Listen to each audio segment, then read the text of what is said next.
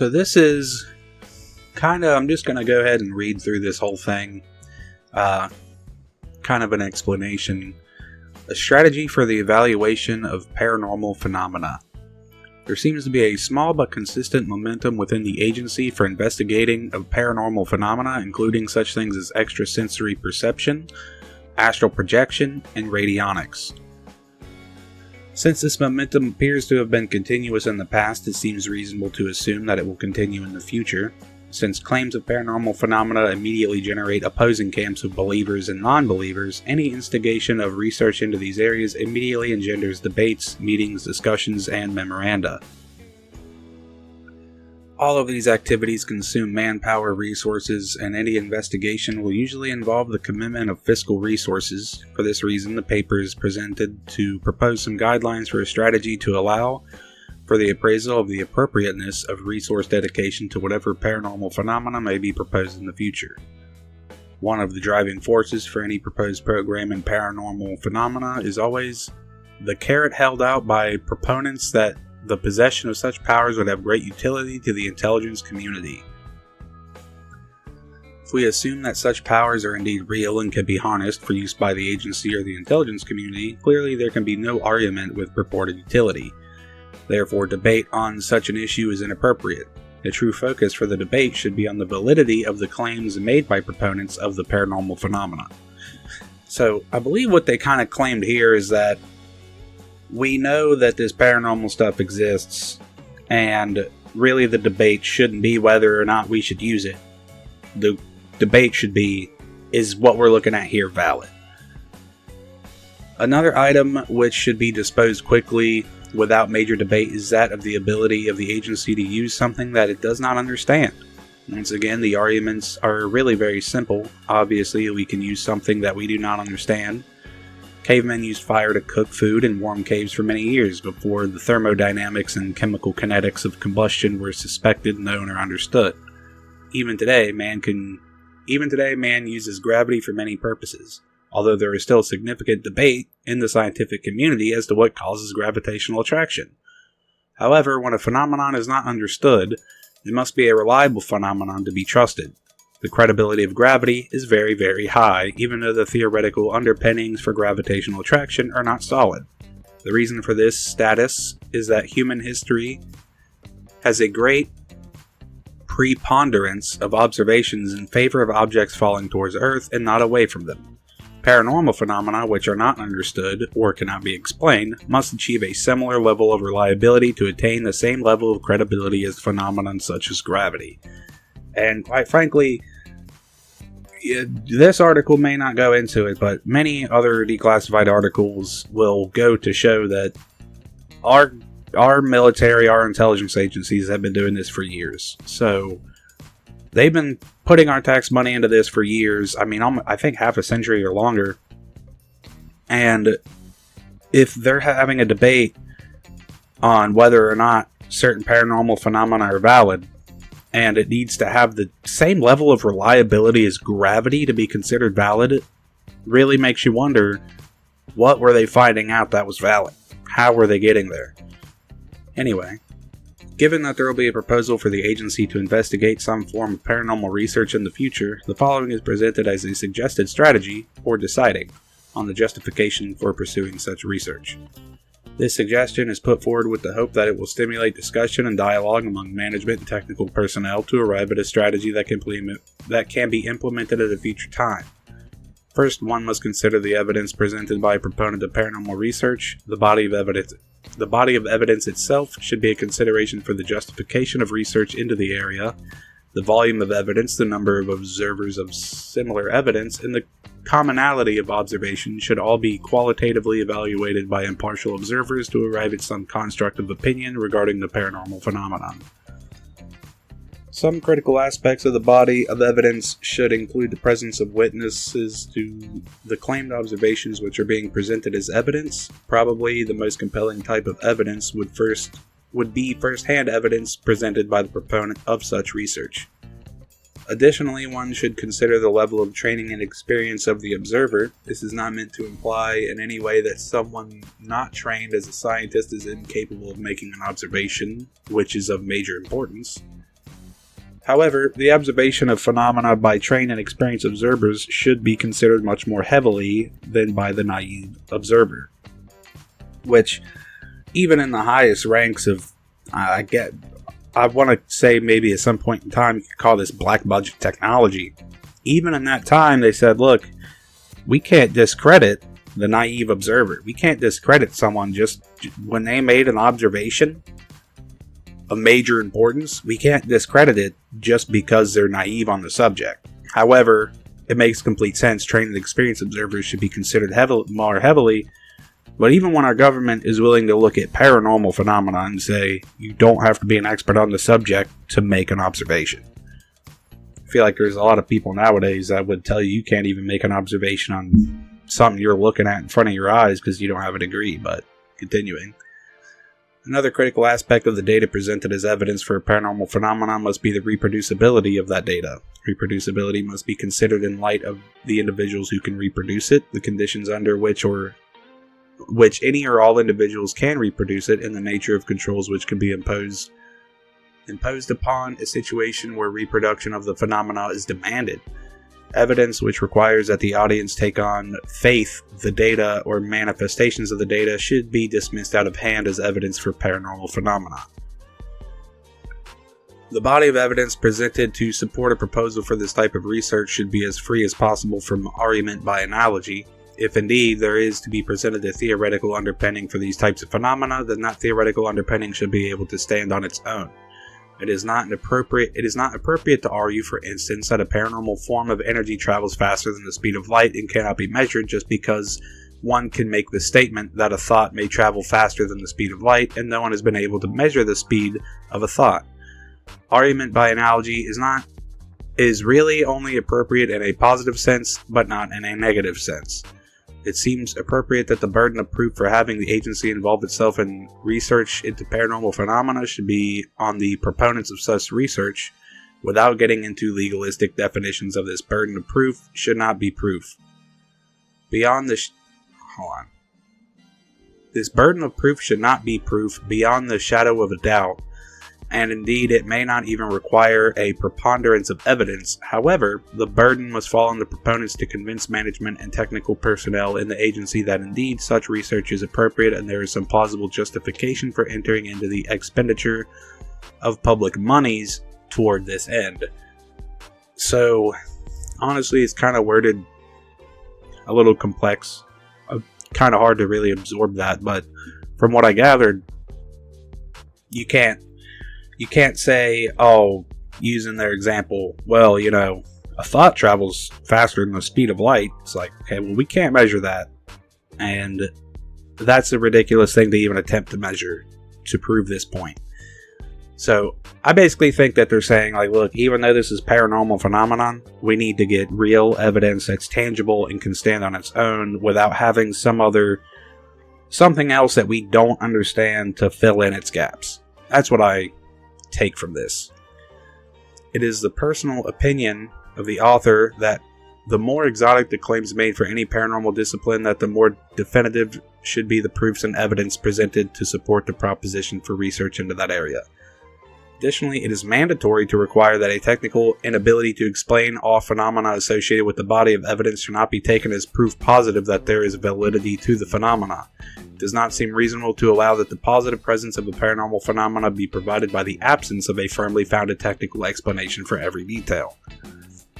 And, these are the kind of, that exact argument is, if you're having a conversation with a friend about, do you believe in ghosts? They'll throw this out there for every single ghost encounter video, whatever, paranormal, anything. They'll kind of just say this, but they'll do it the other way where, there's actually a different explanation for it, but we just don't know it yet. Which, in a weird way, is basically like the inverse of this. It's saying, like, you can't say that, this must be paranormal because we can't explain it. You have to be able to justify why it's paranormal. Just like, go watch any YouTube video of a chair falling over and someone says it's a ghost and someone says it's not. The whole conversation is ridiculous because nobody's going to be able to get there to prove there was a string on the chair or not. So, I think that's kind of the same thing. It's like when you look at it, you need to look at it in the sense of, I don't know if it's paranormal because I can't prove it, but I don't know if it's not paranormal because I can't disprove it. So, oddly open-minded for our government. Anyway, assuming that we have reached a situation where some level of investigation into paranormal phenomena is considered appropriate, it is intended to now set forth some guidelines for validation of the claims, concepts, theoretical underpinnings for such phenomena. One criteria should be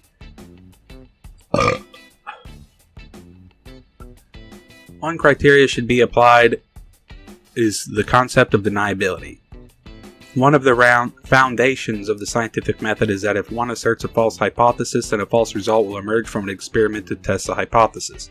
This criterion of deniability should be applicable to the experimental designs which attempt to explain the paranormal. Now there's a note here, and I cannot read it. No. Hypothesis more. I cannot read this at all. They need, I don't know who was supposed to read this. Although I kind of get what they're saying.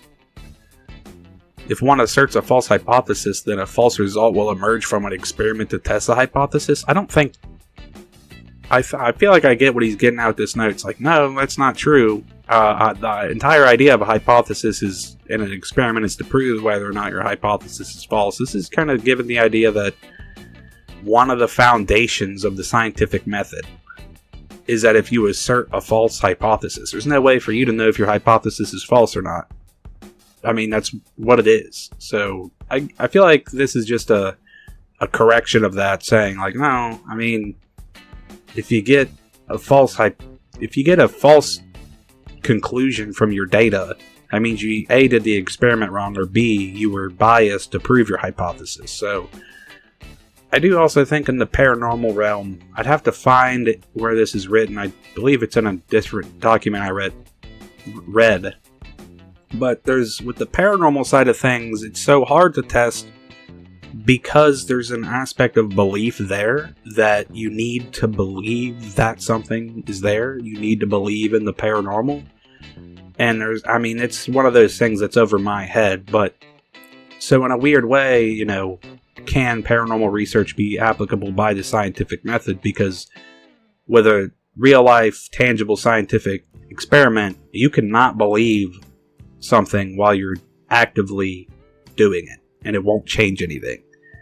Whereas, and I'd have to find where this is written, but I swear there was something about paranormal research and a value of belief being necessary, but I'll find that one here soon. Anyway, another criterion for validation of paranormal phenomena should be the property of replication for that phenomenon.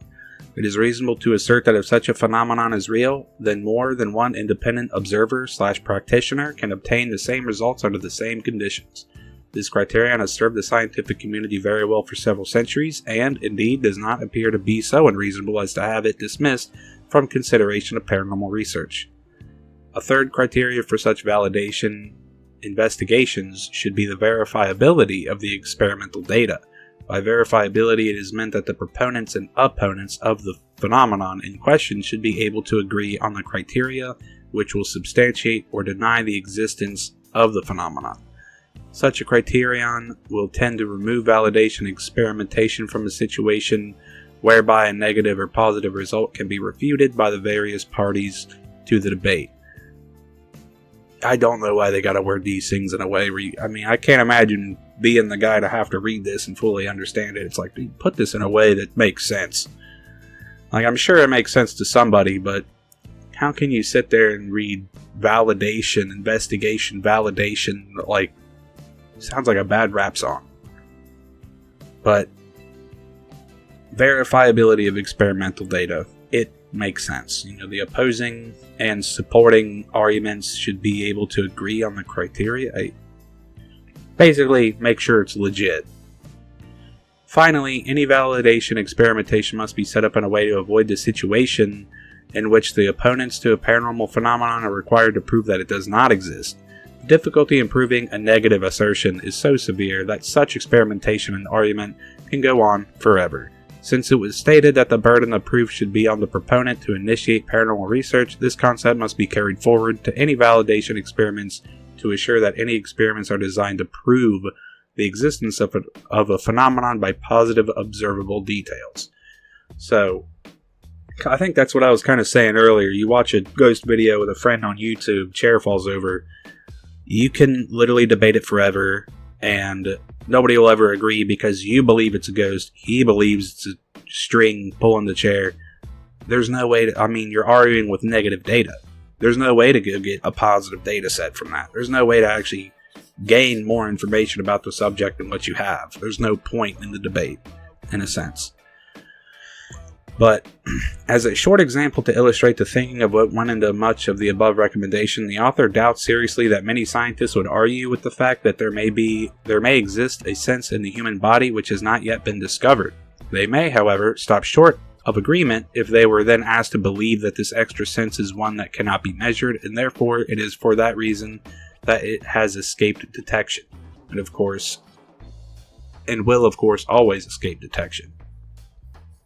Skepticism about things like extrasensory perception or abnormal sensitivities of individuals to various stimuli do not arise from a preconceived notion that it is impossible for such phenomena to exist. Rather, it is skepticism which arises from an explanation which demands that an investigator believe in the existence of such data because there is no other explanation immediately available. So people are essentially saying that skepticism doesn't arise because all the paranormal things that are already disproven, or there's some preconceived notion that it's impossible, which I don't know if I agree with that.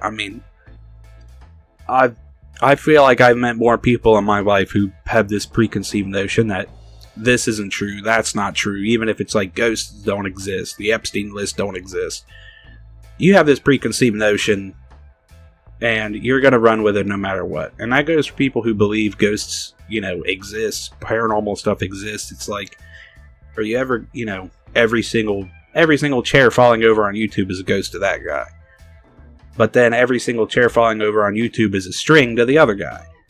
It could be split right down the middle, like this is a ghost one, this is a trick, this is a ghost, this is a trick. But because it's paranormal, I honestly believe there is a preconceived notion. I do think that what can create that notion is the, once you believe something is paranormal once and then it gets explained, you're like, oh, well, there's an explanation for everything then. But, finishing, it is hoped that this short statement concerning paranormal research will stimulate sufficient discussion and dialogue to permit a reasonable and programmed response to a future assertion for agency involvement in paranormal research.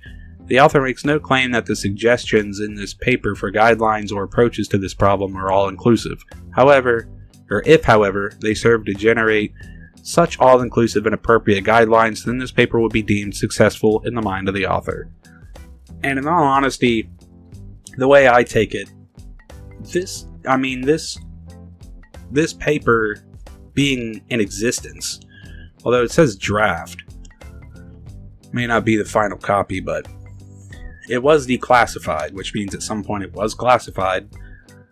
And, I think the idea that a paper like this even exists to where our government agencies are talking about how to have the conversation, how to run the experiment on paranormal phenomena, has to give the hint that this kind of paranormal phenomena is out there. I don't know what year this is. I can probably see it was approved for release. I can see up here, 1976. That's 20 years before I was born. They're doing paranormal research. And, these go on and on. There's so many documents about this stuff. It's kind of ridiculous.